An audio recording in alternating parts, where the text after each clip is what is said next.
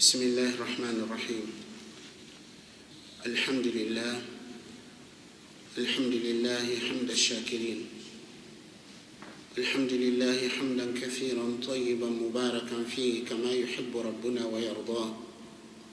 يا ربنا لك الحمد كما ينبغي لجلال وجهك وعظيم سلطانك، فلك الحمد حتى ترضى. اللهم لا نحصي ثناء عليك أنت كما أثنيت على نفسك، فلك الحمد حتى ترضى. وأصلي وأسلم على خاتم الأنبياء وإمام المرسلين سيدنا محمد وعلى آله وصحبه وسلم تسليما. سبحانك اللهم لا علم لنا إلا ما علمتنا إنك أنت العليم الحكيم. اللهم فقهنا في ديننا ووفقنا للعمل بما علمتنا وزدنا علما وارزقنا الإخلاص في القول والعمل برحمتك يا أرحم الراحمين يا رب العالمين. أيها الإخوة والأخوات في الله، السلام عليكم ورحمة الله تعالى وبركاته. وأقول لكم عيد مبارك سعيد، وإن كان متأخرا نوعا ما، ولكن نسأل الله سبحانه وتعالى أن يتقبل منا ومنكم الصيام والقيام وصالح الأعمال. نسأل الله سبحانه وتعالى أن يعيده علينا أعواما عديدة وأزمنة مديدة ونحن نتمتع بالإيمان والصحة والعافية. نعم أيها الإخوة، لقد رحل عنا شهر رمضان المبارك، رحل عنا شهر الصيام، شهر القيام، وشهر القرآن. ولكن السؤال الذي يجب أن نتساءل: كيف حالنا بعد رمضان؟ كيف حالنا بعد رمضان؟ فلنقارن حالنا في رمضان وحالنا بعد رمضان. نعم أيتها النفس، كنت في أيام قلائل في صلاة وقيام وتلاوة للقرآن وصيام وذكر ودعاء وصدقة وإحسان وصلة للأرحام.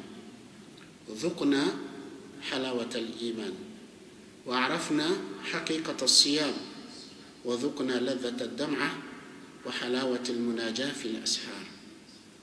كنا نصلي صلاة من جعلت قرة عينه في الصلاة.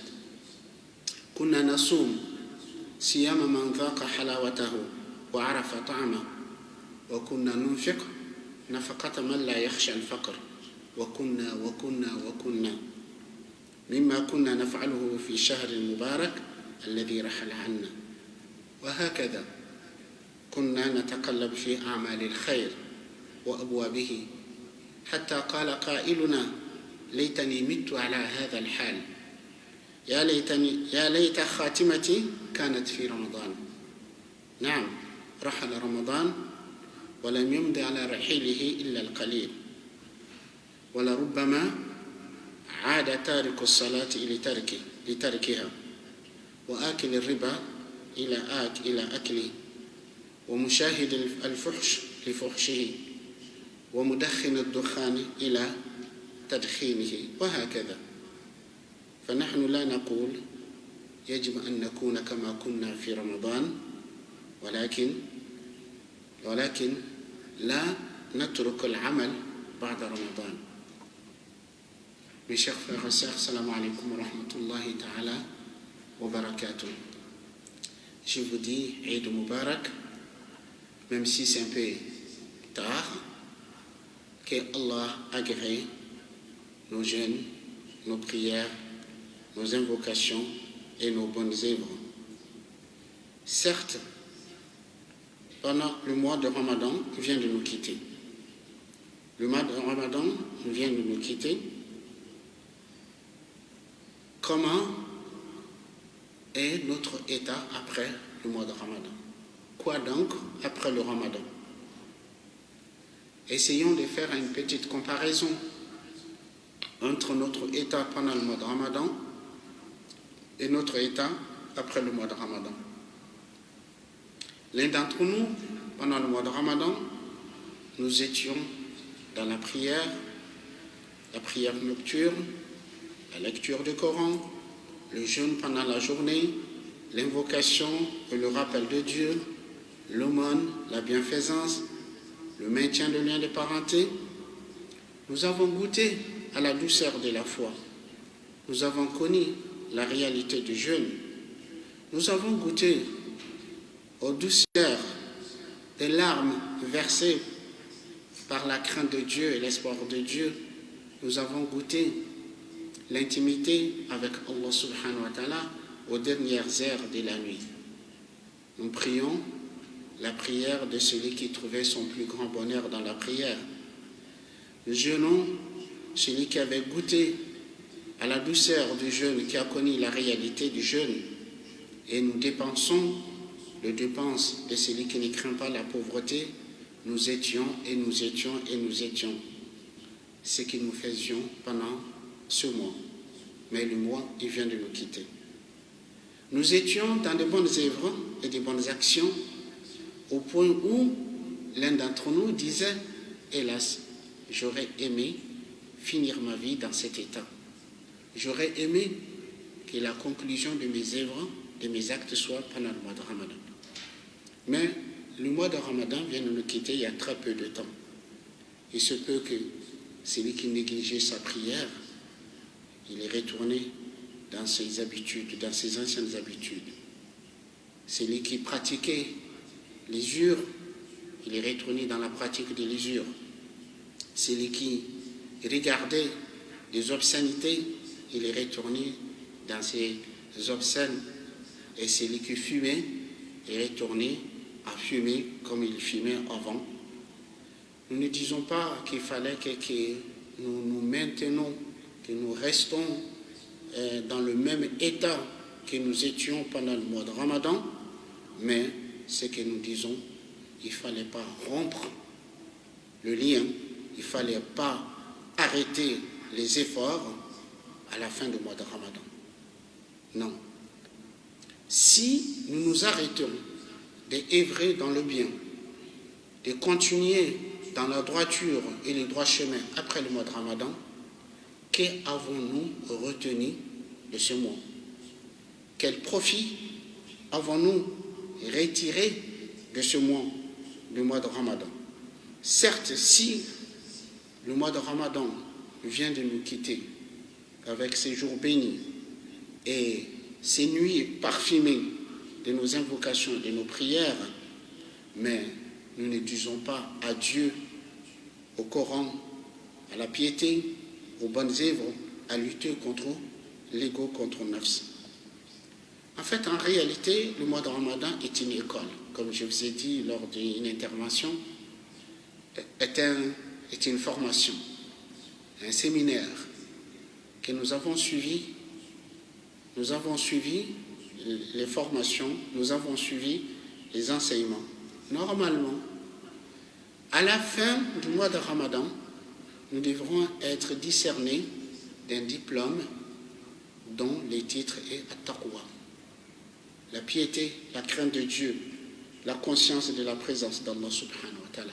Est-ce que avons-nous obtenu ce diplôme de Taqwa?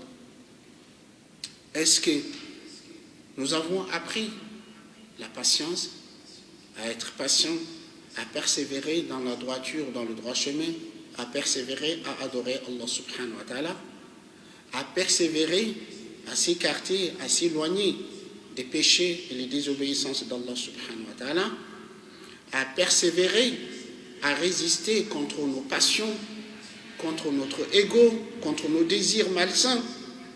Est-ce qu'avons-nous appris à abandonner nos anciennes mauvaises habitudes, ou bien nous avons retourné à l'état à laquelle nous étions avant le mois de Ramadan? Normalement, le mois de Ramadan est une occasion de changement, est une occasion pour changer, est une occasion pour se réformer. Donc, est-ce que le mois de Ramadan nous a servi cet élan de changement, cet élan de réformes que nous devrons réaliser en nous et que cette réforme devrait nous accompagner le reste de l'année. Parce qu'il faut savoir, mes chers frères et sœurs, si nous voulons que Allah subhanahu wa ta'ala change sa façon de nous traiter, sa façon de nous regarder, il va falloir que nous changions nous-mêmes. Parce que si nous ne changeons pas, Allah ne changera pas notre état. Comme Allah subhanahu wa ta'ala nous dit dans le Coran, « Inna Allah la yughayyiru ma biqawmin hatta yughayyiru ma bi anfusihim » Certes, Allah ne changera pas l'état d'un peuple tant que les individus ne changent pas, ne réforment pas, et ne se réforment pas. Donc, nous devrons plein de questions qui devraient nous traverser l'esprit, doivent nous pousser à se poser des questions et des questionnements. Mais mes chers frères et sœurs, il faut savoir que le musulman qui a compris son rôle, qui il est, quel est son rôle et pourquoi il vit cette vie, celui qui a compris son rôle, quand il vit ce genre d'occasions, comme le mois de Ramadan, à la fin, si réellement nous avons jeûné le mois comme il devrait, si réellement nous avons accompli les bonnes œuvres, les bonnes actions sincèrement pour Allah subhanahu wa ta'ala, à la fin du mois, quand le mois nous quitte, nous devrons être dans un état de reconnaissance, dans un état de celui qui a un sentiment de gratitude, de reconnaissance, qui se sent incapable de remercier Allah subhanahu wa ta'ala de ses faveurs et ses grâces. Donc ce sentiment de gratitude, de reconnaissance devrait être encore motivant pour nous à œuvrer davantage, à continuer, parce qu'on se sent qu'on a été comblé des faveurs et des grâces d'Allah subhanahu wa ta'ala. Allah subhanahu wa ta'ala, il nous dit dans le verset 184 de Surat al-Baqarah, le verset qui nous prescrit le jeûne, Allah dit à la fin de ce verset, Allah dit وَلْتُكْمِلُوا الْعِدَّةَ وَلْتُكَبِّرُوا اللَّهَ عَلَى مَا هَدَاكُمْ وَلَعَلَّكُمْ تَشْكُرُونَ, afin que vous complétiez les nombres et que vous proclamiez la grandeur d'Allah, le fait de vous avoir guidé, وَلَعَلَّكُمْ تَشْكُرُونَ, peut-être serez-vous reconnaissants. En réalité, celui qui a réellement jeûné le mois de Ramadan et qui a accompli les bonnes œuvres, les prières, l'aumône, l'invocation et l'évocation d'Allah subhanahu wa ta'ala, qu'il a accompli sincèrement, à la fin doit se sentir comblé de grâces et de faveurs d'Allah subhanahu wa ta'ala, gratifié par Allah subhanahu wa ta'ala, et qui se sent incapable de remercier Allah. Alors combien de nos frères et de nos sœurs qui, avant le mois de Ramadan, leur unique souhait, c'était que Dieu leur accorde encore un délai jusqu'au mois de Ramadan.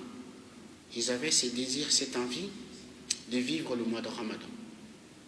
Mais la mort les a happés avant le mois de Ramadan.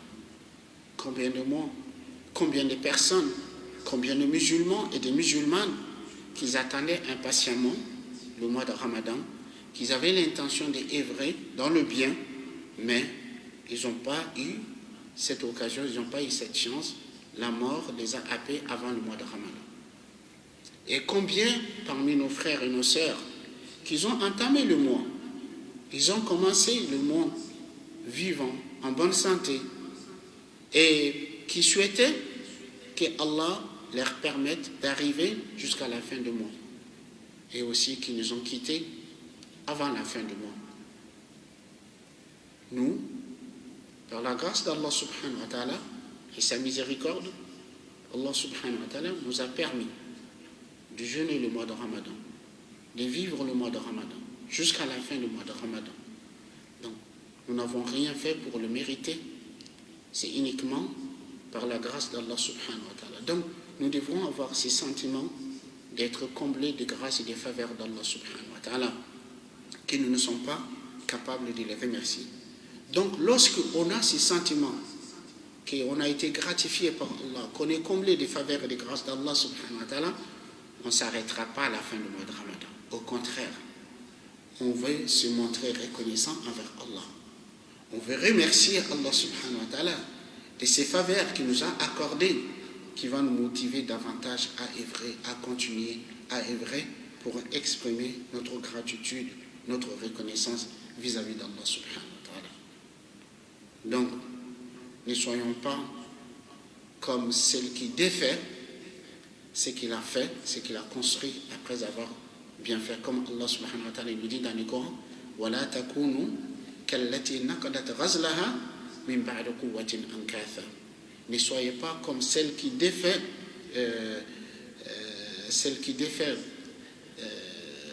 al-ghazl. Ne soyez pas comme celle qui défait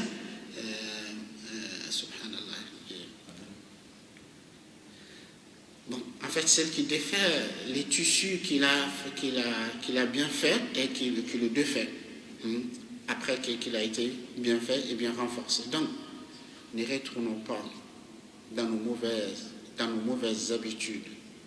Ne retournons pas dans la négligence et l'inconscience dans lequel nous étions.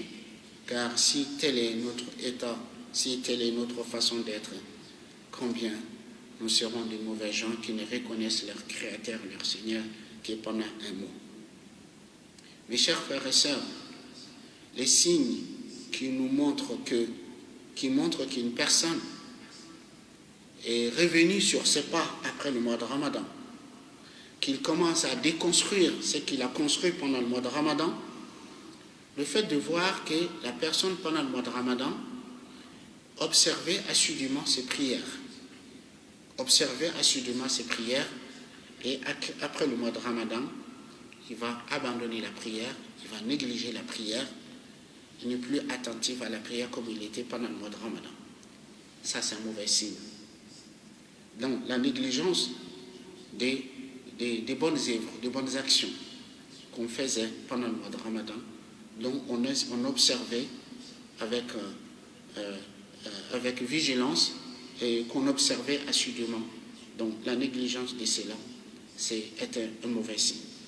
Pareil aussi, fait partie des mauvais signes le fait qu'après le mois de Ramadan, les mauvaises habitudes qu'on avait arrêtées pendant le mois de Ramadan, celui qui écoutait de la musique, des films obscènes, des attitudes indécentes, le fait de retourner à ces mauvaises habitudes, le fait de reprendre ces mauvaises habitudes aussitôt après le mois de Ramadan est un mauvais signe. On défait ce qu'on a construit. On défait ce qu'on a construit. Et certes, normalement, quand on a jeûné à la fin du mois de Ramadan, on devrait ressentir la joie, le bonheur que Allah nous a assisté, Allah nous a facilité d'œuvrer dans le bien. C'est tout à fait normal. Mais normalement, ces sentiments de joie, de bonheur, ça devrait nous pousser à nous montrer reconnaissants à Allah subhanahu wa ta'ala. Ainsi, lorsqu'on se montre reconnaissant envers Allah, Allah nous accordera davantage de ses faveurs et ses bienfaits. Parce qu'Allah subhanahu wa ta'ala nous dit dans le Coran, La in shakartum, la azidannakum. Wa la in kafartum, inna adhabi la shadid. Certes, si vous êtes reconnaissant, je vous accorderai davantage de mes faveurs, donc davantage des faveurs spirituelles comme des faveurs matérielles. Quand Allah dit la azidannakum, je vous donnerai davantage de ces faveurs, c'est-à-dire spirituelles et aussi matérielles, parce que Allah subhanahu wa ta'ala va nous permettre d'augmenter notre foi, de ressentir la douceur de la foi, halawat al-iman, de ressentir la douceur de la foi, et aussi matériellement, Allah subhanahu wa ta'ala nous accordera davantage de ses faveurs et ses bienfaits. Donc, qui va être le fait, on va aimer le bien, on va détester le mal, et aussi Allah subhanahu wa ta'ala nous ouvrira les portes de ses bénédictions, les portes de ses faveurs et ses bienfaits. Mes chers frères et sœurs, il faut savoir qu'il n'y a pas de limite pour l'adoration du croyant autre que la mort. La seule limite que Allah subhanahu wa ta'ala a mis pour l'adoration du croyant, c'est la mort. Allah subhanahu wa ta'ala dit à son prophète, Muhammad sallallahu alayhi wa sallam, Allah lui dit, wa'bud rabbaka hatta ya'tiyakal yaqin, et adore ton Seigneur jusqu'à ce que la certitude te parvienne. Donc, c'est un ordre d'Allah pour le prophète sallallahu alayhi wa sallam, et en même temps un ordre pour lui et pour sa communauté de continuer dans la droiture, de continuer dans le droit chemin, de continuer à œuvrer dans le bien. Donc, ça veut dire qu'on doit rester ferme. On a connu la foi, on a connu la douceur de la foi, on a connu la droiture, on a goûté au bonheur, au plaisir de la proximité de Dieu. Il ne faut pas reculer, il ne faut pas retourner. Allah subhanahu wa ta'ala, il dit à son prophète sallallahu alayhi wa sallam, Allah il dit, fastaqim kama umirta wa man taba ma'ak. Donc, il dit, maintiens-toi dans la droiture comme il t'a été recommandé, et ceux qui se sont repentis avec toi. Et Allah dit aux croyants, fastaqimu ilayhi wastaghfiruh. Maintenez-vous dans la droiture et implorez son pardon. Donc, certes, si le mois de Ramadan nous a quittés, le Seigneur de Ramadan, il est toujours présent. Si le mois de Ramadan nous a quittés, la porte des bonnes œuvres, des bonnes actions reste toujours ouverte. Donc, si le jeûne obligatoire du mois de Ramadan est fini, il reste encore d'autres moyens, d'autres portes de jeûne surrogatoires tout au long de l'année, comme ce que le prophète sallallahu alayhi wa sallam nous a recommandé, le fait de faire suivre le mois de Ramadan par 6 jours de jeûne durant le mois de Shawwal. Et aussi, il reste le jeûne du lundi et le jeudi. Il reste aussi le jeûne de Ashura, le 10e jour de Muharram.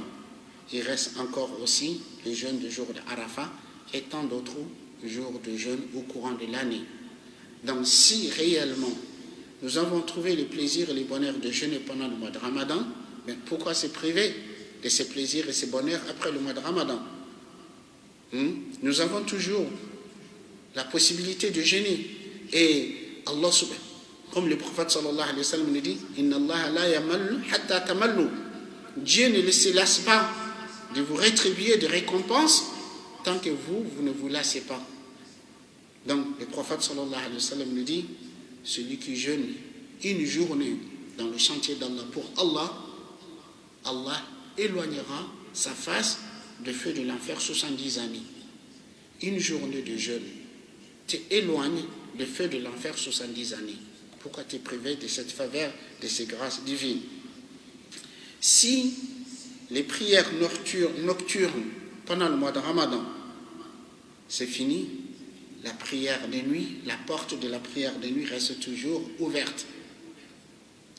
Et Allah subhanahu wa ta'ala aime ceux qui s'arrachent de leur lit lorsque les gens font recours au confort, au repos, ceux qui s'arrachent de leur lit pour s'entretenir confidentiellement avec leur Créateur, avec le Seigneur, ils sont toujours les bienvenus. Allah subhanahu wa ta'ala, il dit de ses serviteurs pieux pour qui il a préparé le paradis. Allah subhanahu wa ta'ala dit Innal muttaqina fi jannatin wa uyun akhidhina ma atahum rabbuhum innahum kanu qabla dhalika muhsinin kanu qalilan min al-layli ma yahja'un wa bil ashari hum yastaghfirun. Allah subhanahu wa ta'ala dit, certes les pieux seront dans des jardins sous lesquels coulent des ruisseaux, recevant ce que leur Seigneur leur aura donné, car ils étaient auparavant des nombres de bienfaisants. Ils dormaient peu de la nuit Et aux dernières heures de la nuit, ils imploraient le pardon. تتجافى جنوبهم عن المضاجع يدعون ربهم خوفا وطمعا ومما رزقناهم ينفقون فلا تعلم نفس ما أخفي لهم من قرة أعين جزاء بما كانوا يعملون. Leurs flancs s'écartent de leurs lits, leurs flancs s'écartent de leurs lits, ils invoquent leur Seigneur par l'espoir et la crainte et dépensent de ce que nous leur avons attribué. Aucune âme ne sait ce qu'on leur a caché comme prunelle des yeux en guise de récompense de ce qu'ils œuvraient. Donc, la prière nocturne, elle reste toujours valable.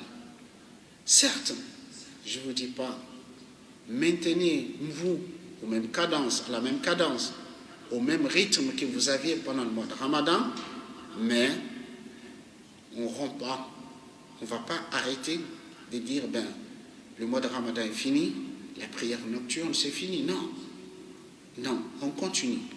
Même si on fait peu, mais l'essentiel de ne pas arrêter, de ne pas stopper la prière pendant la nuit. Le prophète sallallahu alayhi wa sallam nous dit dans un hadith rapporté par Imam Ahmed et Tirmidhi, le prophète sallallahu alayhi wa sallam nous dit alaykum bi qiyamil layl fa innahu da'bu as-salihin qablakum فإنه دأب الصالحين قبلكم ومقربة إلى ربكم ومكفرة للسيئات ومنهاة عن الإثم ومطردة للداء عن الجسد. Le prophète sallallahu alayhi wa sallam dit, je vous recommande les prières nocturnes. Je vous recommande les prières nocturnes, car c'est fait partie des bonnes habitudes de vos prédécesseurs pieux. Et aussi, elle vous rapproche de votre Seigneur. Elle efface le péché et aussi elle interdit le péché, vous empêche de commettre des péchés. Et aussi, elle chasse la maladie du corps. Quelque bienfait de se lever, de prier la nuit. Ça fait partie des bonnes habitudes de vertueux avant nous. Ça nous rapproche de notre Créateur, notre Seigneur.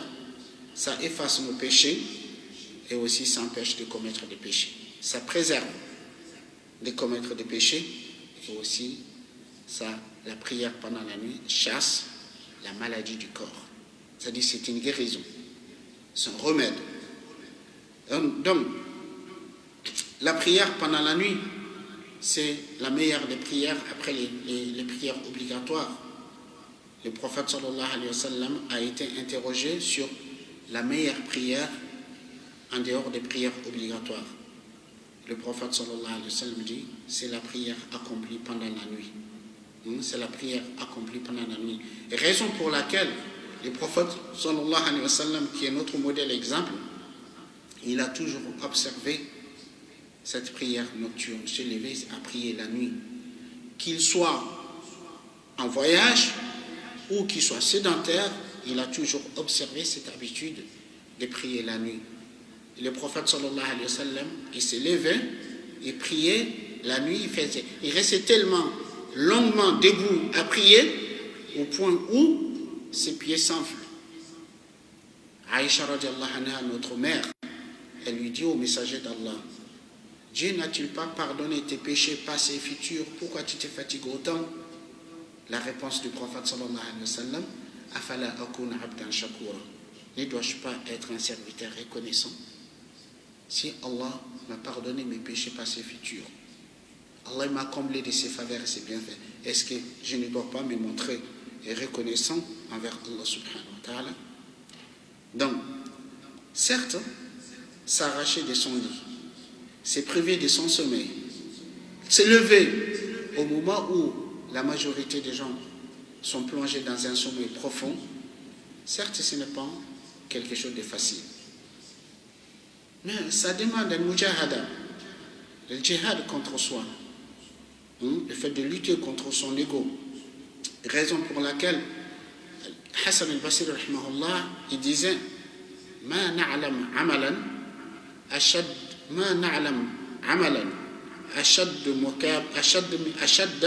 من مكابدة الليل ونفقة المال فقيل له ما بال المجتهدين من أحسن الناس وجوها قال لأنهم خلوا بالرحمن فألبسهم نورا من نوره.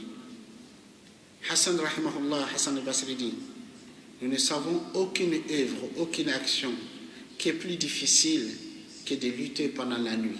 Le fait de lutter contre soi pendant la nuit. Et aussi le fait de dépenser de son argent. Les œuvres les plus difficiles, c'est lever pour œuvrer, pour prier pendant la nuit quand les gens sont endormis.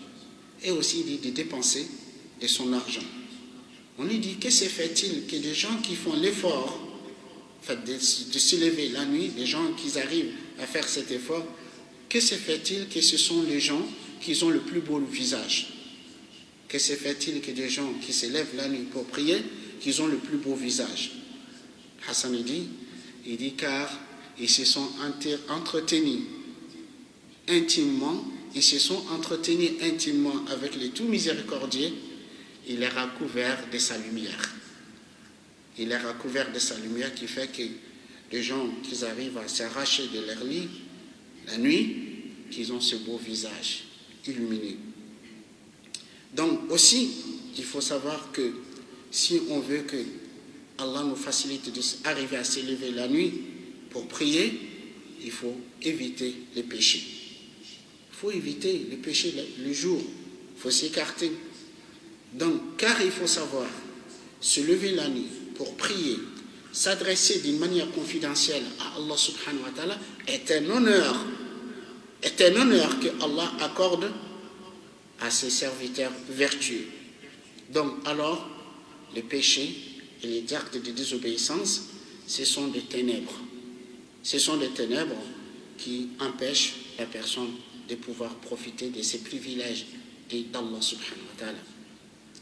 Un homme, il dit à Ibrahim ibn al-Adham, il lui dit, je n'arrive pas à me lever la nuit pour prier.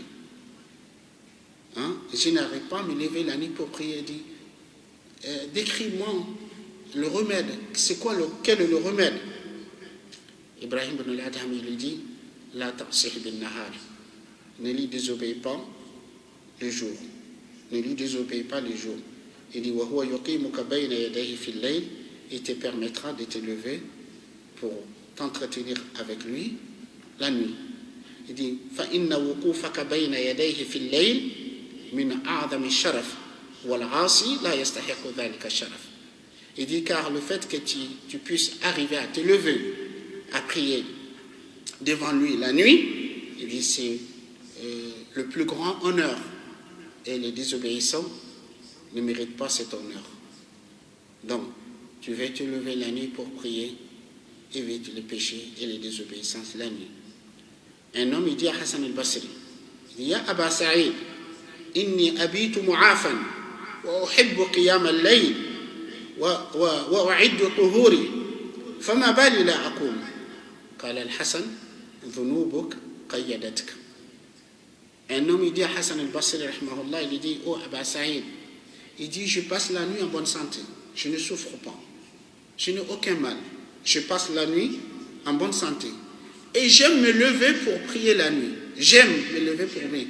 Et je prépare mon eau pour l'ablution. Il dit, mais que se fait-il que je n'arrive pas à me lever?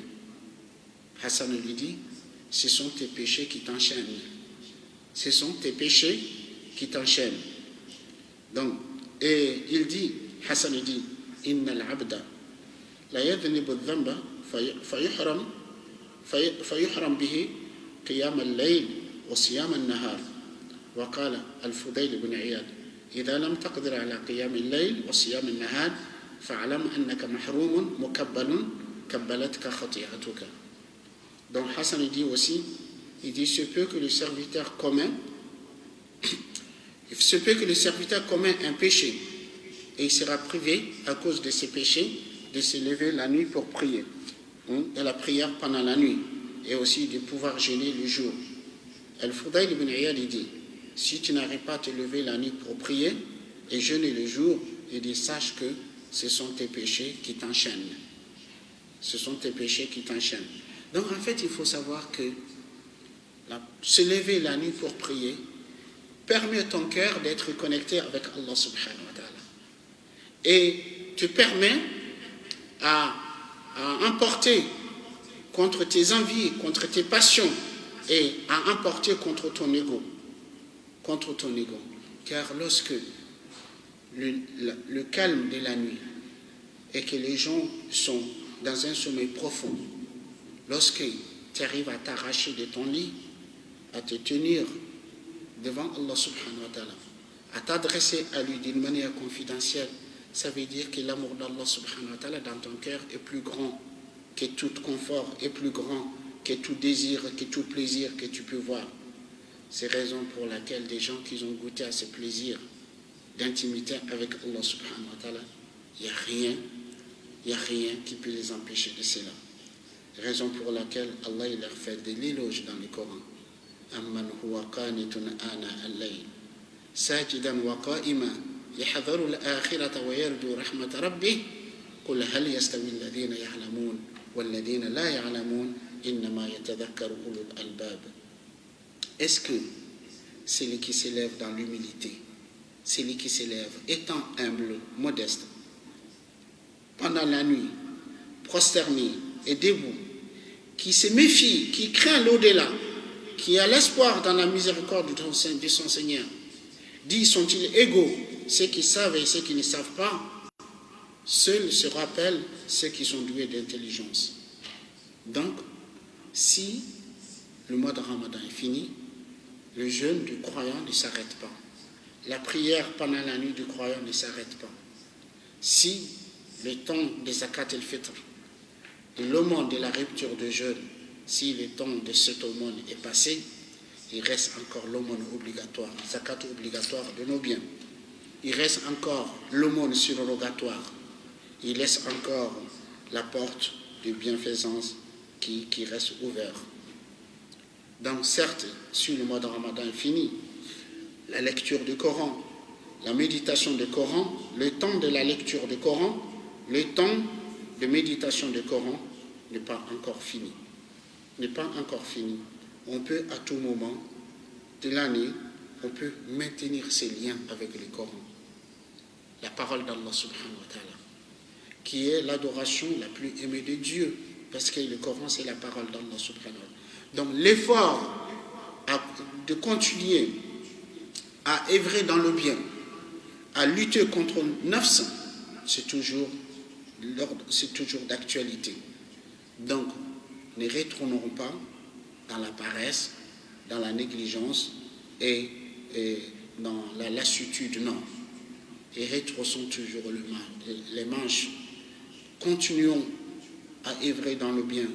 Continuons à se maintenir dans la droiture. Mes chers frères et sœurs, toujours la conclusion des bonnes œuvres, des bonnes actions, c'est implorer le pardon. Toujours la conclusion des bonnes œuvres, des bonnes actions, c'est d'implorer le pardon. C'est ainsi qu'on termine la prière. Quand on finit la prière, la première des choses qu'on fait, on implore le pardon d'Allah. Malgré qu'on venait d'accomplir la meilleure des œuvres, le lien, la prière qui est le lien avec Allah. Le prophète sallallahu alayhi wa sallam, quand il finissait ses prières, la première chose qu'il disait, astaghfirullah, astaghfirullah, astaghfirullah. J'implore le pardon d'Allah, j'implore le pardon. Donc ainsi, la prière se termine, les prières nocturnes se terminent par la demande de pardon, le pèlerinage se termine par la demande de pardon, les assises de rappel et d'invocation d'Allah se terminent par la demande de pardon. Ainsi aussi, nous devrons terminer le mois de Ramadan en demandant de pardon. Et la demande de pardon, à la fin des bonnes œuvres, des bonnes actions, a deux fonctions. Premièrement, pour implorer le pardon d'Allah pour nos manquements. Quoi que nous fassions, nous ne pourrons jamais nous acquitter pleinement de notre devoir vis-à-vis d'Allah subhanahu wa ta'ala. Donc nous implorons le pardon, que Allah nous pardonne nos faiblesses, nos manquements, nos défaillances et les éventuelles erreurs qu'on aurait pu commettre. Donc le fait d'implorer le pardon, ça nous ramène à l'humilité. On voit que réellement on est faible, que réellement que quoi que nous fassions, que nous ne pourrons jamais nous acquitter pleinement de nos devoirs vis-à-vis d'Allah. Et aussi, en même temps, ça nous évite de tomber dans al-ujub, le fait d'être imbu de sa personne, le fait de se voir soi-même à travers ses œuvres. Car il faut savoir que ça fait partie des dangers qui peut annuler, qui peut rendre vains les efforts qu'on a faits. Le fait d'être enflé d'orgueil, d'être fier de soi-même, de voir c'est grâce à notre détermination, c'est grâce à notre volonté, c'est grâce à nous que nous avons fait. Non, ça c'est, voire même je dirais, c'est une forme de shirk. Parce que le pouvoir qui nous a permis d'accomplir, ça ne vient pas de nous. Nous ne sommes pas procurés de ce pouvoir, de cette capacité par nos propres moyens. Le temps durant lequel nous avons accompli les bonnes œuvres, le temps, nous ne l'avons pas créé. C'est Allah subhanahu wa ta'ala qui a créé ce temps. Et aussi, si nous avons accompli des bonnes œuvres, nous sommes vivants. La vie, c'est Allah qui nous a donné. Si nous avons pu accomplir des bonnes œuvres, parce que nous sommes en bonne santé, la santé, c'est Allah qui nous a donné. Si nous avons eu la volonté, c'est Allah qui nous a inspiré cette volonté. Donc, en fait, en réalité, nous ne sommes pour rien de nos œuvres. Donc, ça nous évite de tomber. On rapporte qu'Omar ibn Abdelaziz, rahimahullah, il envoyait des gens au village, il leur disait, terminez le mois de Ramadan par la demande de pardon et l'aumône. Terminez, conclusez le mois de Ramadan par la demande de pardon et l'aumône. Il disait, dites comme a dit votre père, Rabbana zalamna anfusana wa in lam taghfir lana wa tarhamna lanakunanna minal khasirin.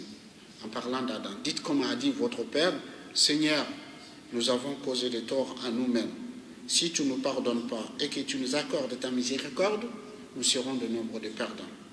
Dites comme disait le prophète Ibrahim alayhi salatu wassalam, walladhi atma'u an yaghfira li khati'ati yawm ad-din. C'est lui en qui j'espère de pardonner mes fautes le jour de la rétribution.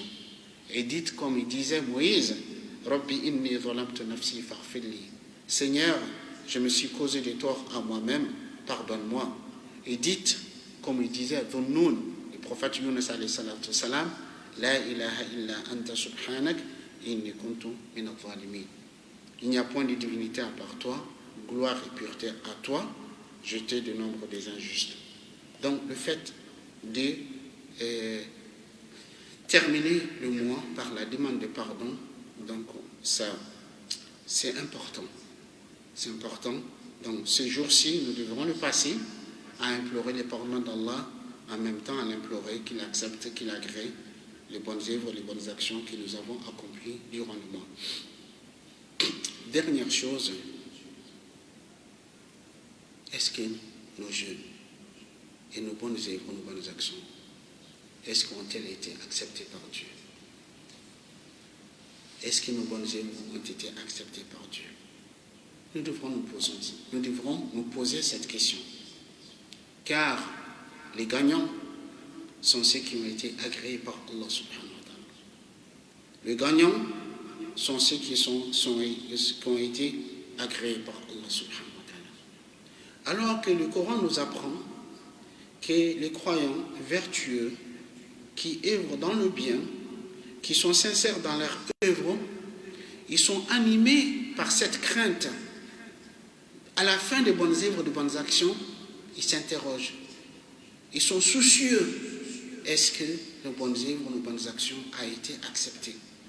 Ils n'ont pas cette attitude d'assurance comme certains aujourd'hui. À la fin du mois de Ramadan, ils ont un sentiment de fierté, un sentiment d'assurance, de dire « Oh, j'ai gagné beaucoup, j'ai rempli mon compte est bourré de hasanat, car j'ai œuvré dans le bien. » Qu'est-ce que tu en sais? Allah subhanahu wa ta'ala nous dit dans le Coran وَالَّذِينَ يُؤْتُونَ مَا آتَوْا وَقُلُوبُهُمْ وَجِلَةٌ أَنَّهُمْ إِلَىٰ رَبِّهِمْ رَاجِعُونَ.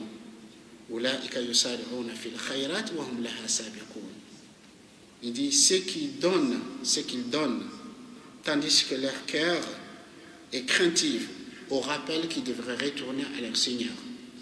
Ceux-là se hâtent vers les bonnes œuvres, ils sont les premiers à les accomplir. Aïcha radiallahu anha, elle dit, j'ai interrogé le messager d'Allah sallallahu alayhi wa sallam, j'ai dit, oh messager d'Allah, ce verset, quand Allah dit ceux qui donnent, c'est-à-dire ceux qui font des bonnes œuvres qu'ils font, tandis que leur cœur est craintif. Il dit, j'ai interrogé le prophète sallallahu alayhi wa sallam, j'ai dit au messager d'Allah, s'agit-il de celui qui vole, de celui qui commet zina, de celui qui ment, de celui qui commet des péchés? Est-ce que ce verset, ça parle de ceux qui font du mal? Le prophète sallallahu alayhi wa sallam dit au prophète, il dit à Aïcha, là yabnata Siddiq, dit mais non, oh la fille de Siddiq, la fille de véridique. Il s'agit de celui qui prie, qui jeûne, qui fait l'aumône, mais qui craint que son œuvre soit jetée, qu'il soit rejeté, qu'il ne soit pas accepté. Hassan al-Basri, il dit, al-mu'min jama'a bayna al-amal al-salih wal-khawf, wal-munafiq jama'a bayna al-kasal wal-ihmal wal-amn. Il dit, le croyant réunit des qualités. Le fait d'œuvrer dans le bien, l'effort de faire du bien, et en même temps d'être craintif. Il dit, tandis que l'hypocrite, il a deux attitudes, aussi le fait de la paresse et la négligence, et en même temps le fait de se sentir rassuré. En fait, il faut savoir que nos prédécesseurs pieux, vertueux, ils avaient beaucoup plus de soucis après avoir accompli de bonnes œuvres, de bonnes actions, que les soucis qui se faisaient pour accomplir les bonnes œuvres. Imam Ali radiallahu anhu, il disait, كونوا لقبول العمل أشد اهتماما من العمل ألم تسمعوا قول الله عز وجل إنما يتقبل الله من المتقين. Imam Ali radiallahu anhu dit, soyez plus soucieux de l'acceptation de vos œuvres plus que l'œuvre même. N'avez-vous pas entendu Allah subhanahu wa ta'ala dire, Allah n'accepte que ceux qui sont pieux. Allah n'accepte que ceux qui sont pieux. Donc c'est pour cette raison on voit qu'on nous raconte que les compagnons du prophète sallallahu alayhi wa sallam, ils invoquaient Allah 6 mois avant l'arrivée du mois de Ramadan. Ils imploraient Allah que Allah les garde en vie jusqu'au Ramadan. Et lorsque le Ramadan arrive, ils faisaient le maximum d'efforts qu'ils sont en mesure de faire, et ensuite ils invoquaient Allah pendant 6 mois. Ils imploraient Allah d'accepter l'effort et les bonnes œuvres qu'ils ont pu accomplir durant ce mois. Donc il faut savoir, comme on a parlé, des signes qui montrent que on déconstruit ce qu'on a construit. Il y a des signes aussi qui nous montrent qu'on a été accepté, agréé par Allah. Quels sont les signes qui nous montrent que nos bonnes œuvres, nos bonnes actions ont été acceptées? Parmi les signes que nos bonnes œuvres, nos bonnes actions ont été acceptées, c'est le fait de suivre les bonnes œuvres et les bonnes actions par des bonnes œuvres et des bonnes actions. Al-hasanatu ba'da al-hasana. Le fait de faire suivre une bonne action par une autre bonne action. C'est un signe que la première a été acceptée. Allah subhanahu wa ta'ala, il nous dit dans le Coran, Hal jaza'u al-ihsan illa al-ihsan. Y a-t-il d'autres récompenses pour la bienfaisance que la bienfaisance? Quand tu fais du bien et que la bonne action que tu as faite est acceptée par Allah, Allah va te faciliter. Il va t'accorder davantage d'œuvrer dans le bien. Donc, al-hasana, ba'd al-hasana, c'est alama min alamat qabul al-amal. Le fait d'œuvrer dans le bien après avoir accompli des bonnes œuvres est un signe qui montre que les bonnes œuvres, les bonnes actions qu'on a accomplies est acceptées. Deuxièmement, le fait qu'on a la joie, le bonheur d'œuvrer dans le bien. Que la poitrine soit dilatée, qu'on a le goût, le plaisir de la foi. C'est-à-dire, on a cet amour, on a ce bonheur, ce plaisir d'œuvrer dans le bien. C'est un signe. Mais par contre, si on a la lourdeur, la paresse, on n'a pas envie, non, on doit s'interroger. Mais par contre, si on est animé toujours par ce plaisir, ce bonheur, cette envie d'œuvrer dans le bien, on a le goût, le plaisir, la douceur d'œuvrer dans le bien, ben, c'est un signe. Parce que Imam Ibn Qayyim, il nous dit, si tu ne ressens pas le bonheur, le plaisir de ta bonne action dans ton cœur, tu dois t'interroger. Tu dois t'interroger. Car Allah subhanahu wa ta'ala, il est reconnaissant. Allah, non seulement il va nous récompenser de nos bonnes œuvres dans l'au-delà, mais on est déjà récompensé dans la vie d'ici. Parmi les récompenses, c'est cette joie, ce bonheur, ce plaisir qu'on peut avoir d'œuvrer dans le bien. Troisièmement, si on se repent, c'est-à-dire on a décidé de changer. On a changé, c'est pendant le mois, comme je vous disais, le mois de Ramadan est un mois de changement, est un mois de réforme. On s'est réformé et aussi on est déterminé à continuer sur cette voie de réforme. Comme Allah dit, Illa man taba wa amana wa amila amalan salihan. Sauf celui qui se repent et qui croit, qui œuvre dans les bonnes œuvres. Donc, on a décidé de se réformer, on a décidé de se réconcilier avec Allah, donc on continue dans cette voie. Quatrièmement, si on a la crainte ou la peur, bien sûr, on a la joie, le bonheur d'avoir œuvré dans le bien, en même temps, on a la crainte que peut-être, à un moment donné, la pureté de notre intention a été troublée par les parts de l'ego, par les tentations de Shaitan. On craint que notre action ne soit pas acceptée par Allah subhanahu wa ta'ala. Donc, puis on doit cheminer envers Allah subhanahu wa ta'ala avec des ailes. L'aile de l'espoir, l'espoir dans la miséricorde d'Allah, dans sa grâce, et aussi la crainte. Et là aussi, la crainte. Et aussi, pareil, parmi les signes de l'acceptation, si on sent que réellement on est jaloux, pour les limites d'Allah. C'est-à-dire, on déteste qu'on transgresse les limites d'Allah. On est plein d'enthousiasme, de volonté de défendre la cause d'Allah subhanahu wa ta'ala, de défendre les limites d'Allah subhanahu wa ta'ala. Ça, ce sont des signes qui nous montrent, Inch'Allah, qu'on est accepté par Allah subhanahu wa ta'ala.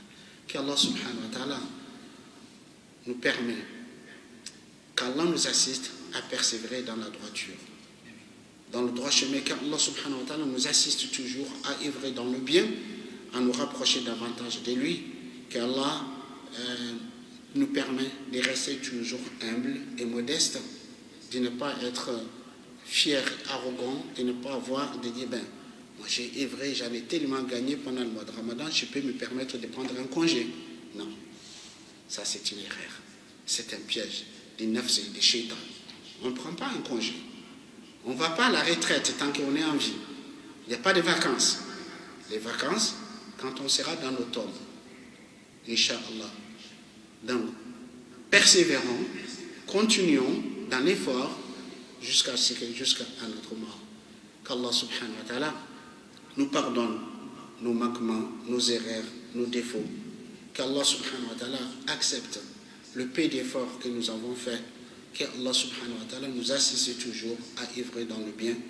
ربنا ظلمنا أنفسنا وإن لم تغفر لنا وترحمنا لنكونن من الخاسرين ربنا اغفر لنا ذنوبنا وإسرافنا في أمرنا وثبت أقدامنا وانصرنا على القوم الكافرين اللهم تقبل منا الصيام والقيام وصالح الأعمال اللهم وفقنا دائما للمزيد من العمل الصالح الذي يرضيك عنا إنك سميع قريب مجيب الدعوات ربنا اغفر لنا ولوالدينا وارحمهم كما ربونا صغارا اللهم اغفر للمؤمنين وللمؤمنات وللمسلمين والمسلمات الأحياء منهم والأموات برحمتك يا أرحم الراحمين ربنا آتنا في الدنيا حسنة وفي الآخرة حسنة وقنا عذاب النار اللهم صل على محمد وعلى آل محمد كما صليت على إبراهيم وعلى آل إبراهيم إنك حميد مجيد وبارك على محمد وعلى آل محمد كما باركت على إبراهيم وعلى آل إبراهيم في العالمين إنك حميد مجيد سبحانك اللهم وبحمدك نشهد أن لا إله إلا أنت نستغفرك ونتوب إليك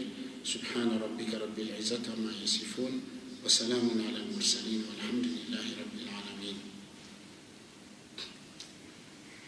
Assalamu alaikum wa rahmatullahi wa barakatuh.